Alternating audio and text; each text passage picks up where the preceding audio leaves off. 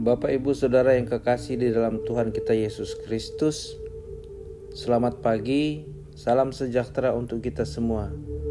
Sebelum kita memulai aktivitas di hari ini, kita akan mendengarkan kebenaran firman Tuhan. Mari kita berdoa. Tuhan Allah Bapa di sorga, di pagi yang indah ini kami datang menghampiri hadirat Tuhan, mengucap syukur. Tuhan, bangunkan kami lagi di pagi hari ini dengan tubuh yang sehat dan kuat untuk melakukan aktivitas kami.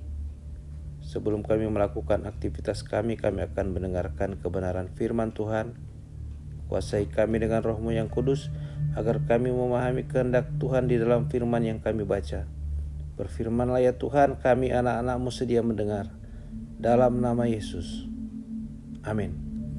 Bapak, Ibu, Saudara, saya mengajak kita semua untuk membaca Alkitab dari 2 Tawarikh pasal 35 ayat 20 sampai ayat 27. 2 Tawarikh pasal 35 ayat 20 sampai ayat 27.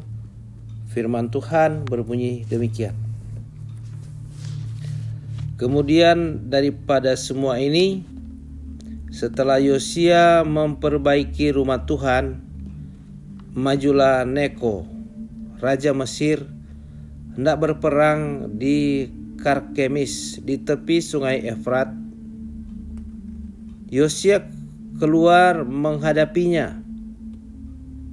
Ia mengirim utusan kepada Yosia dengan pesan, "Apakah urusanmu dengan aku, Raja Yehuda?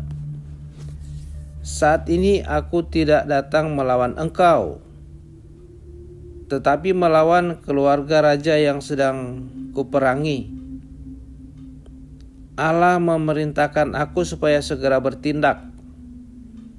Hentikanlah niatmu menentang Allah yang menyertai aku, supaya engkau jangan dimusnahkannya."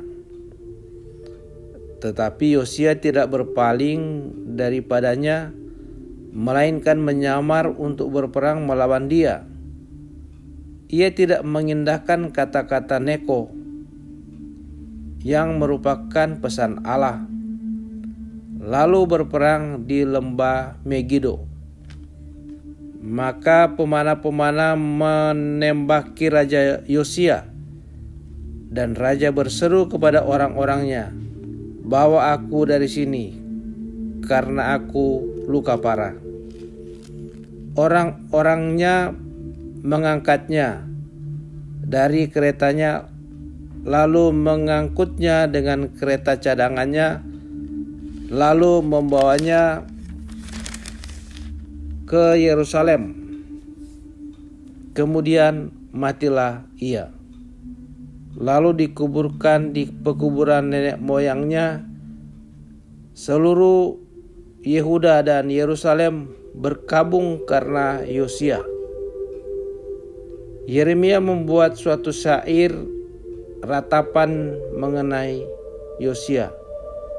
Dan sampai sekarang ini semua penyanyi laki-laki dan penyanyi perempuan menyanyikan syair-syair ratapan mengenai Yosia, dan mereka jadikan itu suatu kebiasaan di Israel. Semuanya itu tertulis dalam syair-syair ratapan.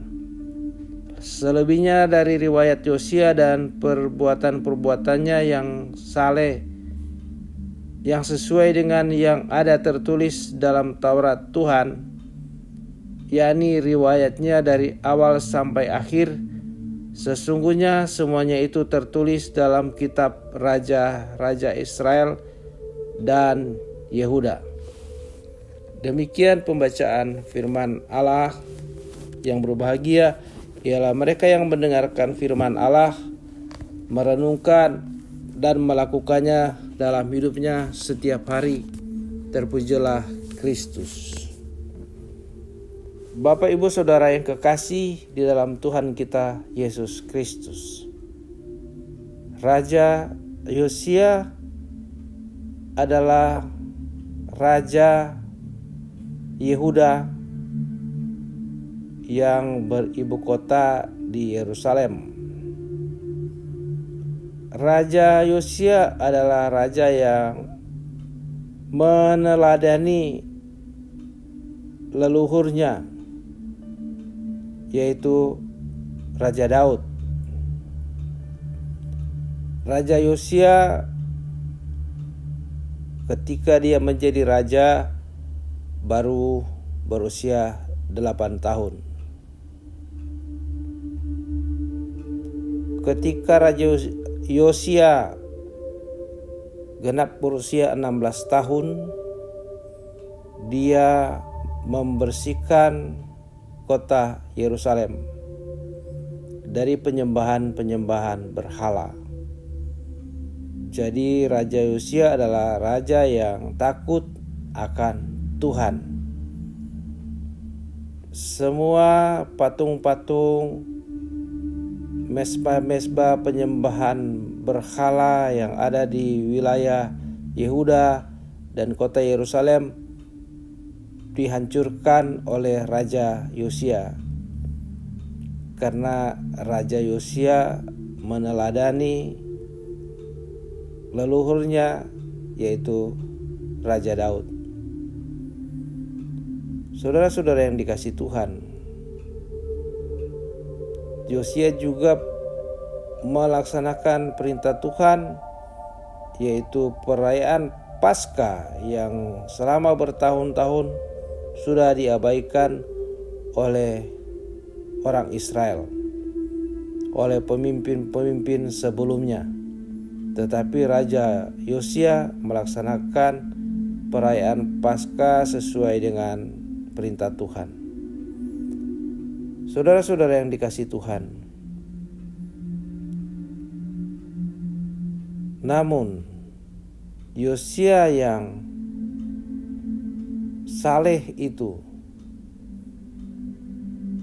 ketika Raja Neko, raja orang Mesir, berperang di sekitar sungai Efrat melawan musuh-musuh Mesir,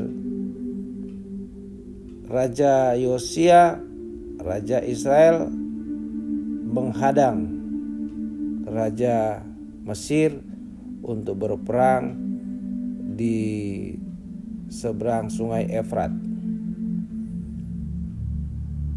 Sebelumnya Raja Mesir sudah menasihati, sudah mengirimkan pesan kepada Raja Yosia bahwa dia berperang untuk melawan musuh-musuhnya dengan segera atas perintah Tuhan. Jadi pesan Raja Mesir supaya Raja Yosia jangan menghalangi apa yang akan dilakukan oleh Raja Mesir Neko, karena itu perintah Tuhan. Tetapi Raja Yosia ikut campur dengan urusan orang lain. Dia menyamar dan berperang melawan Raja Neko dan pasukan Mesir. Dan pada akhirnya Raja Yosia kena senjata panah dari tentara Mesir. Dia mati dan dikuburkan di pekuburan raja-raja Israel. Nah, saudara-saudara, apa makna firman ini dalam kehidupan kita? Terkadang manusia suka mencampuri urusan orang lain, suka ikut campur dengan urusan orang lain yang bukan urusan dia. Itu yang terjadi dalam kehidupan Raja Yosia yang berhasil memimpin atau memulihkan akan keimanan Yerusalem, memulihkan akan keimanan bangsa Yehuda. Tetapi dia tidak mengindahkan apa yang disampaikan oleh Raja Mesir Neko, bahwa Raja Neko berperang melawan musuh-musuh mereka atas perintah Tuhan. Yosia menghadang akan kehendak Raja Neko yang dilakukannya atas perintah Tuhan. Itulah akibatnya Yosia kena panah, mati, dan dikuburkan di pekuburan raja-raja Israel. Nabi Yeremia membuat syair atau lagu ratapan untuk Raja Yosia, karena Raja Yosia dianggap mereka sebagai pahlawan.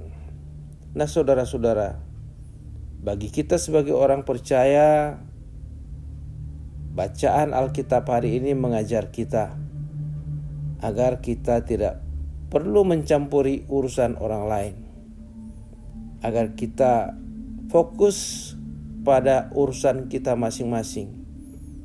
Jangan kita ikut mencampuri urusan orang lain, karena Tuhan tidak menghendaki orang untuk ikut campur pada urusan orang lain.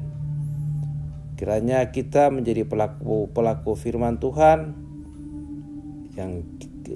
jangan kita sibuk dengan mencampuri urusan orang lain, tetapi kita diberikan tanggung jawab masing-masing untuk urusan kita. Tuhan memberkati kita semua. Amin. Mari kita berdoa. Tuhan Allah Bapa di surga, kami mengucap syukur karena di pagi ini Tuhan menyapa kami lewat pembacaan dan pemberitaan firman Tuhan. Mampukan kami oleh kuasa Roh Kudus setia pada firman Tuhan untuk tidak mencampuri urusan orang lain. Terima kasih Bapa, kami akan memulai aktivitas kami di pagi ini. Tuhan sertai kami, Tuhan berkati kami sehingga apa yang kami lakukan berhasil. Inilah doa syukur kami, terpujilah nama-Mu Tuhan, di dalam nama Yesus. Amin. Bapak Ibu Saudara yang kekasih dalam Tuhan kita Yesus Kristus, dari GKPU Halim Perdana Kusuma, saya mengucapkan selamat beraktivitas, sehat selalu, Tuhan memberkati. Amin.